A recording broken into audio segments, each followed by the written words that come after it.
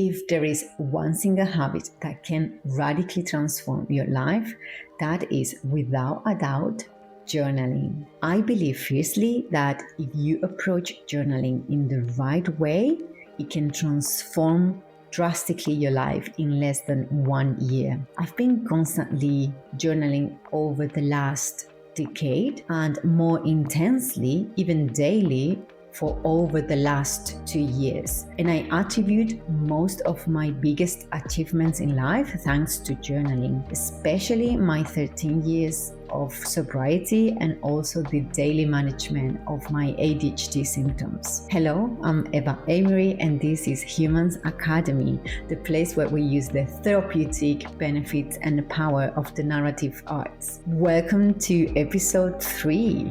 Today, as you might figure out, we are going to be exploring the concept of journaling. Why journaling, but specifically handwriting journaling, is such a powerful habit. What are the benefits that we can get out of journaling? And we are going to also be exploring what it's useful for, meaning how many dimensions of life we can use it for. And lastly, we are going to also explore how can you approach journaling so it can bring more benefits to your life. I'll give you 3 of my favorite techniques that I think are going to radically transform your life. So without further ado, let's dive in. Having personally experienced the transformative impact of journaling in my life, especially managing my symptoms of ADHD, this video felt like almost moral obligation. Since I was diagnosed in 2019, journaling has become such an amazing, essential part of my life.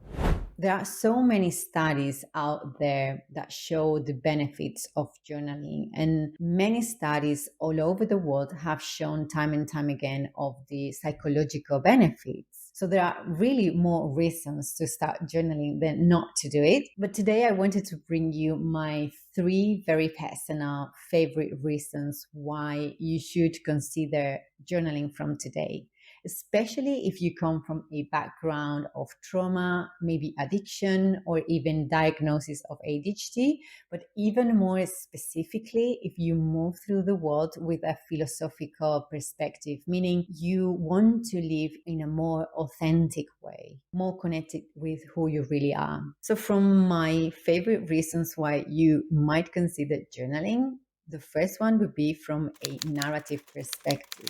Journaling is, in essence, autobiographical writing, which means that as you develop this habit, you will end up having amazing skills like analytical skills, narrative skills, critical thinking skills. I like to define it as the study of our stories, meaning our stored memories. This will change your personal subjective experience of life because you stop identifying yourself with your thoughts and start exploring more of the emotion behind those thoughts. In a metaphoric way, would be like going from a protagonist perspective of your own story into a more author's perspective of your novel or your book. This is especially transformative for people who are more prone to overthinking or having a stress or anxiety around difficult situations in life, like big challenges, big decisions, or difficult conversations, because writing is in fact the process of getting visual clarity over these stories and the beliefs that we tell ourselves that keep us stuck. In storytelling, there is this beautiful element in the plot called pause.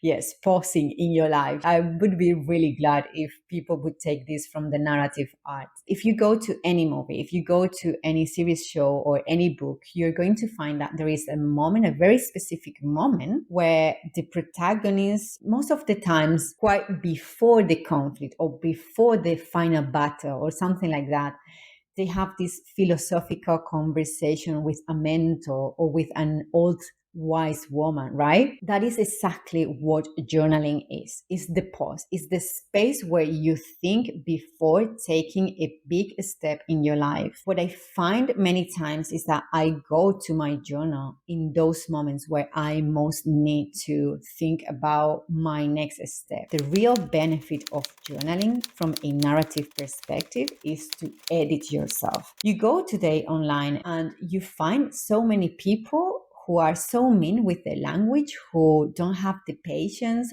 who insult and disrespect. I many times think these people are the ones who should start journaling.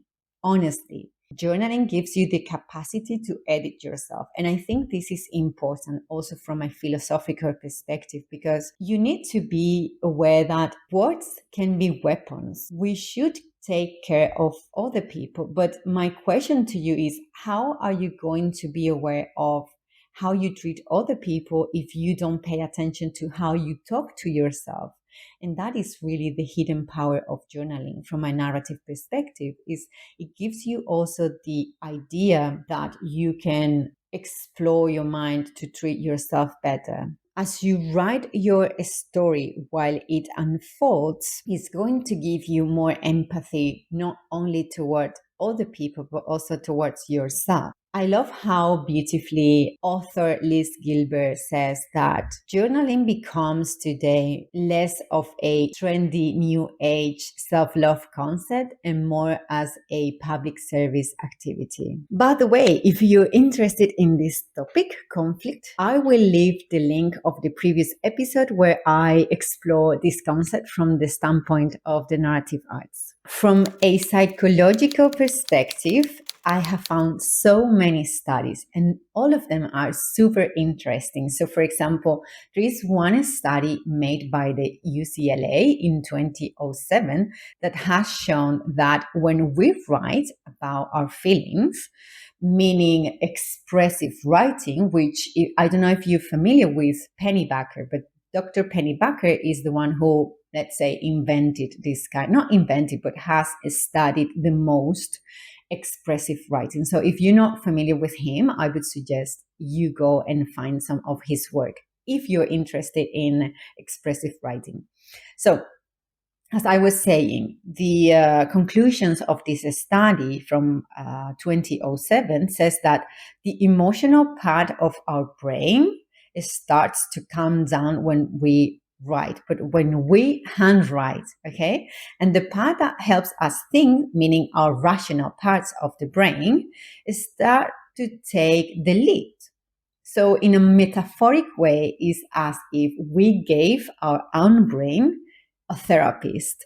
And if you have ever written or journal, this is the experience you have. I remember a client of mine saying, Eva, I am discovering that my notebook is my best therapist. When I start writing about my problems and my concerns, I have no idea what do I need to express. But by the end of the page, I have like more clear mind, more calmness, more relaxation, and I feel less scattered. So I would say that is precisely what this study has shown. Then there is another study I want to share with you, which is very recent, by the way. It's from 2023 and it's from Frontiers in Psychology. This study has found that writing by hand activates many more areas of the brain than typing. More or less makes sense, right? But it says that especially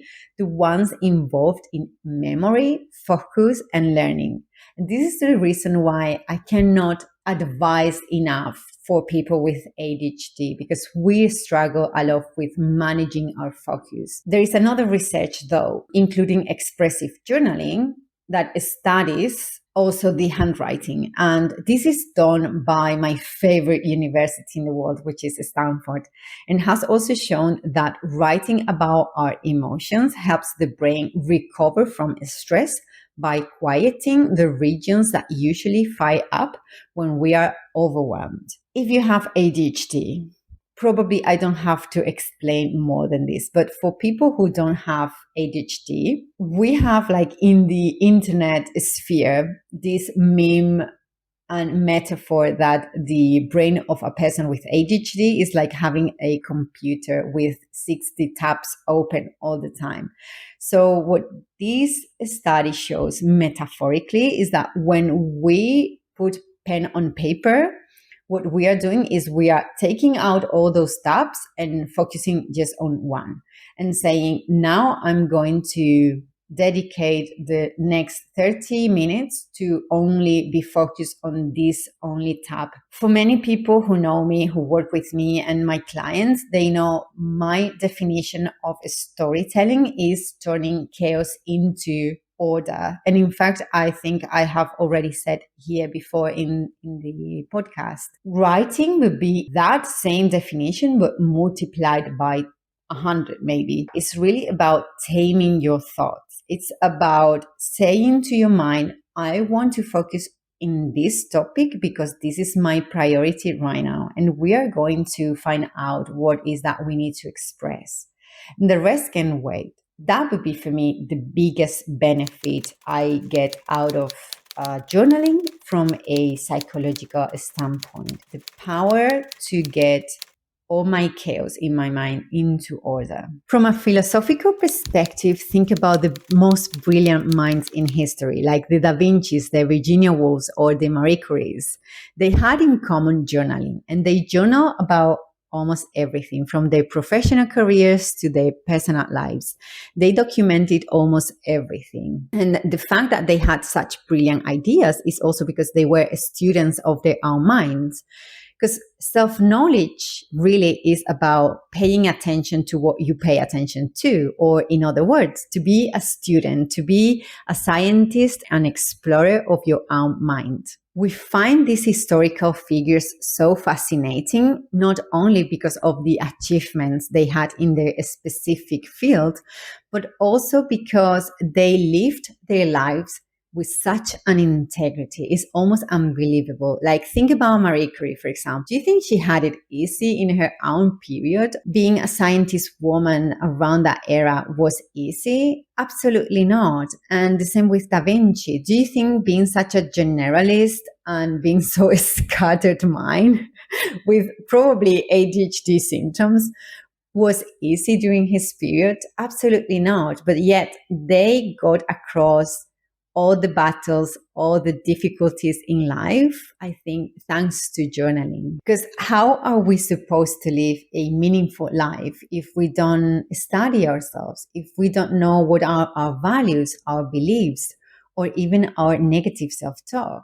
That is why journaling can be so intimidating and daunting for some people, because if you're not living according to your standards and you're not progressing into a more integrated version of yourself with the good, the bad, the super ugly, and everything in between, your journal is going to be the first place where you reflect that. So if you write, I am this person with this set of values, but then you're not showing up in the world in such a way, your journal is going to be a very difficult mirror to watch, saying that is BS and that is not the person you say you are. That is why I find journaling such a spiritual practice, because that is the place where I show up. And I can guarantee you I don't show up every day in my best self and loving myself.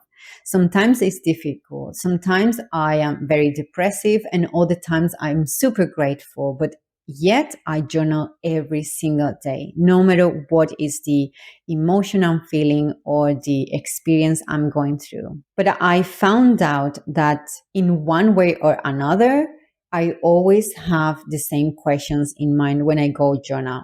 And those are, how is my human today? And what does she need from me? Because my philosophy of life is basically that we are responsible to give our human the best life possible in the circumstances she or he has, no matter what, and to willingly undertake the challenges of life. And that means we don't have to go to every battle that we find in life. In fact, I would suggest we have to pick and choose what are the battles that we take. But what I say is that if you put pen on paper, you're going to discover what is exactly the next battle or the next fight that you have to go to in order to make your human a more integrated, more useful person in the real world. Journaling is, as I said, a type of autobiographical writing, but I think it aims always for the same goal, which is self-knowledge and self-awareness. And I realized that the methods that we use for that goal can be classified in three main categories. Those would be healing, coaching, and playing. And what I have discovered is that each of them belongs to a different period of time. So, meaning healing would be more reflecting and knowing ourselves into what happened to us in the past and how to process and recover basically from the things that happened to us in the past. Then we have coaching, which would be the skills and the things that we want to improve at. And finally, it's playing, which is so interesting because that would be the journal that we make in order to be present, totally present. This is going to be more visible depending on the technique that we use to practice that day. But some techniques is going to be difficult to figure out because they might have some nuances in between healing and coaching or healing and playing, and sometimes even the three of them. So, for example, if you're going through a grieving process, you might want to have a specific notebook that, like it happened to me at the beginning of this year, where you put there all your experiences and your emotions as you flow and your emotions flow through the different stages of the grieving process. This is something that Marie Curie did, where she lost her husband Pierre in 1906. You might also consider to have a new journaling notebook for improving in some skills or to start new skills for 2026. In that case, the main goal is to coach yourself. So you're going to need techniques that help you register and reflect on the gradual progress that you do with those skills. And last, you might want to keep a journal to practice your creativity, meaning maybe you want to have techniques that help you to create or innovate or, to link ideas, maybe for a future project or for your business or for your next podcast episode like I do, or maybe just because of being playful. We sometimes don't realize that this is something that comes so naturally to us when we are kids, which is being playful for the sake of it. So I'm going to encourage you to have a notebook for 2026 that is called Playing for the Sake of It, and where you put everything that inspires you and brings you to the present moment. In my case, I keep a one journal fits all in my life, except for one specific technique that I like to do it separately. By the way, I'm going to be showing my own methodology for journaling in the realm of coaching for the next episode. So if you are interested in knowing what is the methodology that kept me 13 plus years sober, I would suggest you stay tuned to the next episode. Now, I'm going to explain to you 3 techniques that I suggest you start practicing, especially if you come from a background of stress, anxiety, maybe ADHD symptoms, but also if you are going through a recovery process. I think these are very beneficial. But yes, remember, there is no one size fits all. So if you have the natural inclination into having one specific notebook for each part of your life, one for coaching, one for healing, and one for playing, that's also more than okay. So you have to go and explore which is the format that works best for you. So the first technique I'm going to recommend to you, which I've been practicing now for over 2 years, is the morning pages. Morning pages is a technique that got super famous thanks to Julia Cameron and her book, The Artist's Way, which has become like number one in the field of creatives. This would be more in the healing category, and I think every single artist I know has read and practiced this book, and they attribute some of their biggest pieces of art to some of the techniques in this book. So if you're a creative person, you might consider also reading this book. This technique consists in basically vomiting every debris you have in your mind first thing in the morning. That is why it's called the morning pages.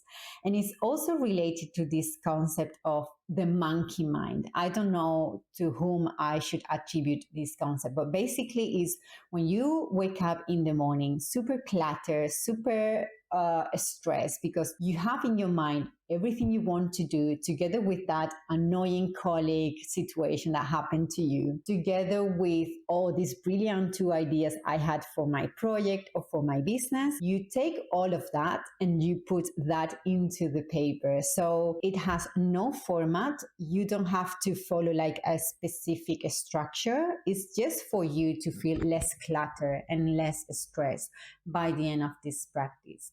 I've been practicing that over 2 years, as I said, and I cannot recommend you enough this, especially if you deal with stress, anxiety, a lot of impulsivity. Maybe you overshare too much and you overtalk above people.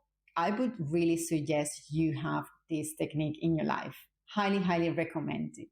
So the second technique would be into the realm of coaching, and this is called the decision-making journal. Now, this is a technique I discovered accidentally on a podcast. I don't even remember how long this was, but it might have been like 2 years ago, which is the time I've been using it. And I can tell you, it's been life-changing. I am super interested in conflict and decision-making in storytelling, and how can we bring this into our personal lives in a beneficial way. So when I find out about this technique, I went right away on internet and tried to find out something that was useful. I found a document that I'm going to attach in the description, so in case that you want to also explore this concept. But basically what this technique is about is trying to make better decisions in the present and future. I've been using this technique over the last 2 years, more or less, and I can tell you it's so good, especially if you deal with analysis paralysis as one of your biggest self-sabotage phases. It's life-changing. I've been also using this technique with some clients, and I can tell you it's fascinating to see how they change their mind just by writing down their dilemmas and their conflict or whatever it is that they need to make the decision about. It makes you realize that some of the choices that you're making are coming from limiting beliefs, or maybe because of other people's values, not your own. And it's so fascinating to see how eye-opening it is sometimes for them to just visualize in a very objective way the information they have for making that decision, and realizing that that is not the decision they really want to make. They are doing that decision for another person. That has no price. Also creating different scenarios of how the situation might go in the worst case scenario and the best case scenario, and telling them that it's not going to be neither of them, that it's going to be somewhere in between, is also for them so relieving, because you can see that that takes all the fear out of the scene, and they can make a more authentic decision over what they are about to experience. The last and third technique that I'm going to suggest to you to practice is going to be in the category also of healing. This is completely improvised because I have changed my mind from this week on, and I was planning to give you another technique, which we will also talk about in a due time in the future. But this is because I found out so many times especially this week, so useful for people who are going through recovery that I just needed to include this one here. So this is going to be in honor of the people I'm working with in the recovery process. And I call it the end of chapter. The goal of this technique is not other than make closure. So if you're going through a difficult episode of your life and you need to close that chapter in your life, this is the one that is going to help you the most, especially if you carry with you a lot of stigma, a lot of shame and guilt. And this is our everyday life as addicts, really. Like, we carry with us a lot of pain and a lot of suffering because we feel that we need to say sorry to so many people, that we misbehave in so many different ways. Sometimes that is exactly what makes us relapse. One day I was going through that process myself and I was, why am I relapsing over and over again? What is wrong with me? And I barely can breathe and function like a normal human. And I think what I have in my chest, a lot of shame and guilt.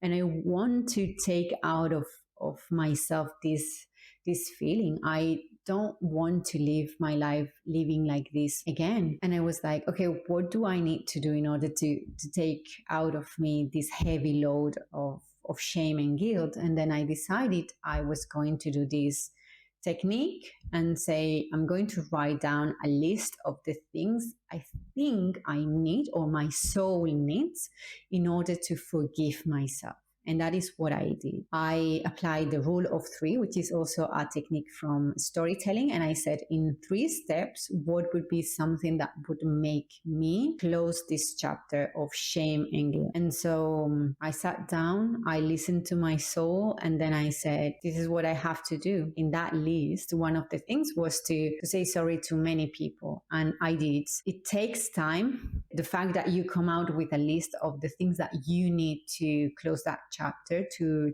have closure doesn't mean that it's going to be in the split of a say. Or the fact that you say you need to say sorry to other people, that doesn't mean that they want to receive your apologies. But at the end of that list, what I discovered is that what I think it was good for my soul is, at least I tried. At least I came and I said, I'm super sorry. And I never transpassed anyone's limit. I never put any other person in a situation that was compromising or anything. I just did it in the most respectful way. And after that, I felt like I was released.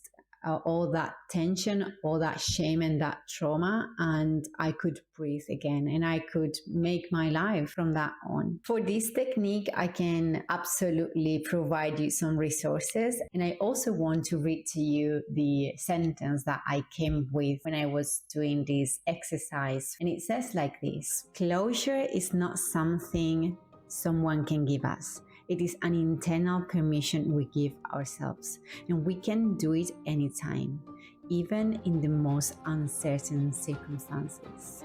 For me, it's such a beautiful spiritual technique. I think it invites you to sit down with your soul and listen to it for sometimes the first time in life, when you realize that there are specific things that you can do to forgive yourself, and that you have the control of making peace with yourself, to be able to look at yourself again in the mirror because you took action and you try to amend what you did wrong, your wrongs in the past, because you have reflected on them, because you somehow know that is what your soul really needs. I mean, the feeling you have after doing those things is incredible and is literally as being born again. I really recommend that you do this one. And if you have other people that you think that you might do it with,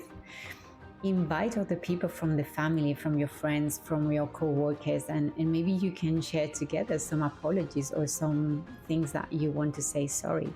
it's really powerful and it's really beautiful to have this tool. So I highly recommend you to practice it as many times as you need in order to close all the doors that you need to close in your life. So that was it for today, guys. I really enjoyed this episode. As I said, I want to provide you with as many resources as possible. I'm going to link in the description what I have right now. I'm going to make like an outline of resources, and I hope that you find them inspiring and that this episode is making you consider very seriously to start journaling.